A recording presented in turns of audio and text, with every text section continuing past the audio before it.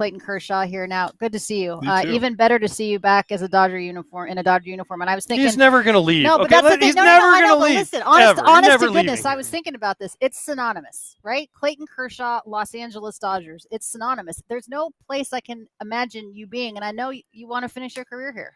Yeah, I think when I was younger, thanks for having me, first of all. Good to see you guys. But I think, when I was younger, I didn't really put a lot of merit into it. I was just like, I love being a Dodger. It's a great place to play. But now, like, looking back, there's so many things that have to go right for you to stay in one place for a long time. And so super thankful that I get to be here again. And, I mean, you look at what we're doing, obviously, signing all these incredible players and getting to be in the playoffs every year, getting to win last year, getting to be, a small part of that. So it's just like, yeah, you're right. There's really not another place I'd rather be. And it's like family now. And my kids expect it. Kids expect, hey, we're moving to LA for the summer and all that stuff. So, yeah, I can't imagine doing it in another place. You're not leaving. Yeah. You would never. Well, they're talking about Texas and all these. I know you're from Texas. You're an LA guy now, and you got your boy Stafford in LA.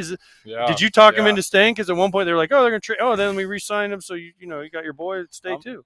He keeps getting better too. He had a great Right? year. He had a great year. I mean, they're a couple plays away from beating the Eagles there. So.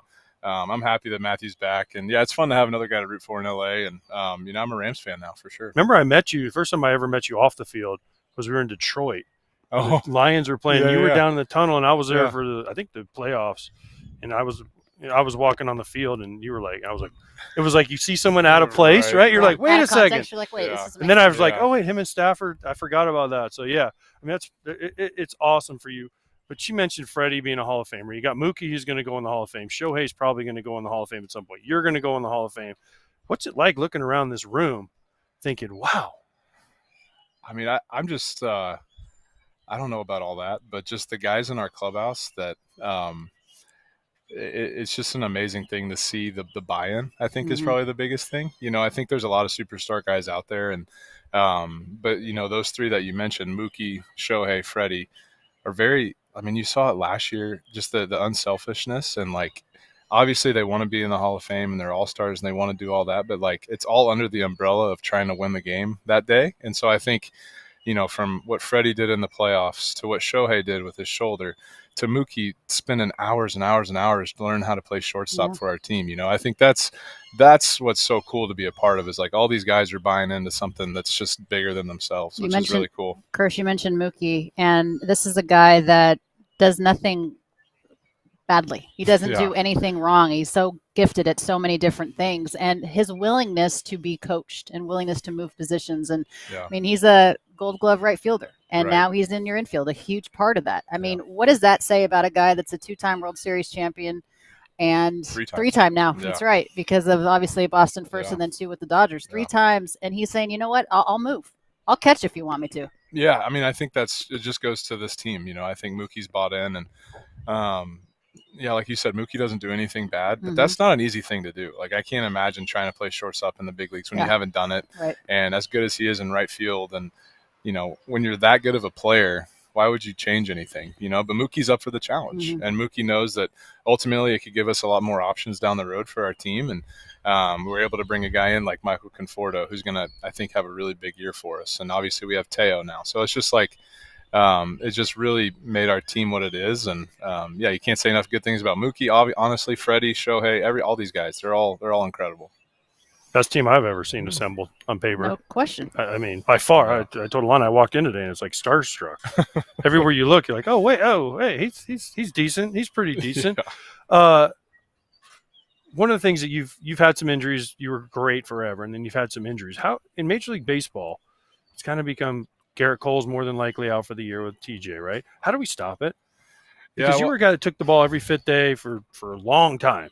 Yeah, there's so many factors in that, right? I think, first of all, the older guys, Garrett's obviously, he's right in the prime of his career, the way he's throwing the baseball. So that's super disappointing, I know, for baseball, if that's true that he's out. But I think what we really have to focus on is these young guys. And I think the Dodgers are kind of at the epicenter of it. We had like 4 or 5 of our studs go down last year, and piecing it together in the playoffs. And, you can't say enough good things about who stepped up, especially in our bullpen, throwing those bullpen games to help us. But I think that's where we have to figure it out, is these 24, 25, 26-year-olds that are healthy in the minor leagues, and then they come up to the big leagues, and that's where they're getting hurt. So I know the Dodgers are on it. They're trying a lot of different things right now. They're thinking about it. There's a lot of groups, think tanks trying to figure it out.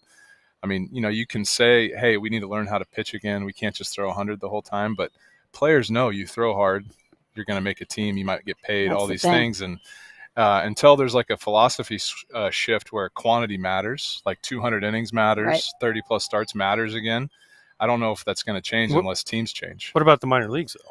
Yeah, minor leagues, because they throw once a week, right? So yeah. you came up in the minor leagues. I mean, you were there for like a day, so it wasn't like you were there for years. But you threw every fifth day because in high school you pitch once a week. Yeah. And then you get college, you pitch once a week. You're the Friday guy.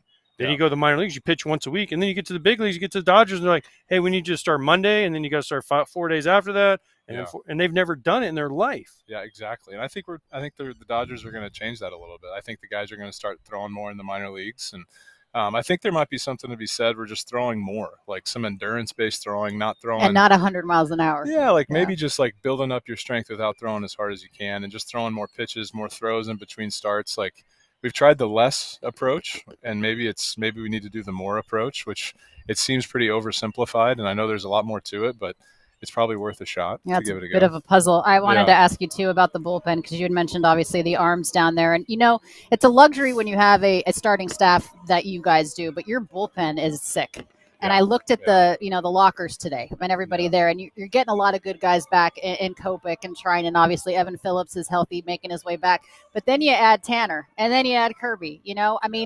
Is this as good of a bullpen and starting staff and position players that you've seen in your time here? Yeah, I mean, like AJ said, on paper, it's pretty special. Yeah. Now we got to go play. Obviously, that's the biggest thing. But yeah, if you look at the back of the baseball cards of a lot of these guys, it should be pretty special, and now every year's different. Some guy that was good last year doesn't mean they're going to be good necessarily this year, but overall you got to bet on it. And like you said, the guys you brought in our bullpen, the guys we have coming back, even some of the young guys that are throwing the ball real well for us in the pen. So it's an exciting time to be a Dodger for sure. We got a lot going on. There's a lot that can happen, but I think Andrew did a great job we definitely have a surplus this year. If we didn't have it last year, we got a lot now. So I remember when I got here over in 2014, obviously you were here, and I remember going over to Australia and those types of things, and now you're getting ready to go to Tokyo. Yeah. And here you are. Are you going? You're going? Go. He's going. Yeah, it's good for you. He's going. Go enjoy it. Yeah.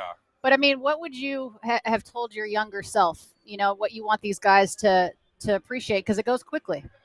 Yeah, I think that's just it. That's one of the reasons I'm going to Japan. I'm not obviously going to be active, but taking the whole fam over there. We're trekking all 4 kids. Wait, they didn't tell you weren't allowed to go? I'm sneaking over there. I would love to have been in that meeting. Brandon Gumb's like, Kirsch, I don't think you're going to be able to go to Japan with the team. I would have loved to have seen that. The heck, I'm not. Yeah. So I'm excited. I'm going to get to go, and just Australia was a really fun trip. Yeah. I had a blast. The baseball part was a little rough, but hey, if you don't have to play baseball, you might as well go and enjoy it. And, can you imagine going to Japan with Shohei? No. I can't imagine going to McDonald's. And Sasaki. And Yama, all these guys. So it's gonna be fun to be a fly on the wall. They said 1 million people are expected when you guys land to meet your plane. 1 million people just to see you guys get off the airplane. It's crazy. It's crazy. So before Japan hits, it was in the next week, Doc had to get an extension. The rumor is it's done. So congratulations, you got Doc for I think 3 or 4 more years. Yeah, that's great.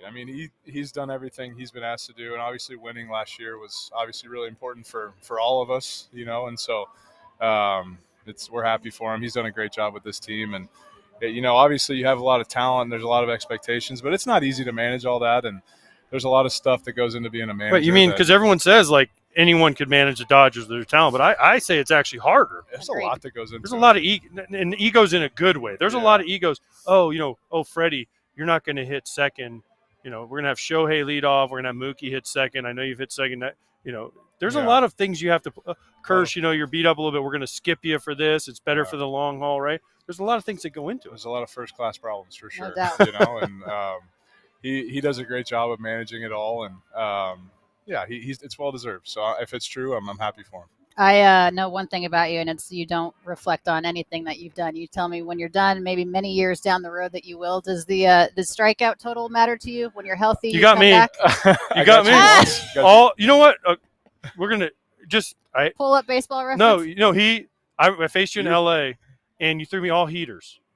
And I'm like, and I only faced, I think I had 2 those were bats. good old days. But so my first at bat, I was like, all right, I'm waiting for this curveball. Yeah. And I got all heaters. He struck me out, and I was like, so the next at bat, you did it again. I got 0-2, and I actually hit a line drive, and the guy caught it.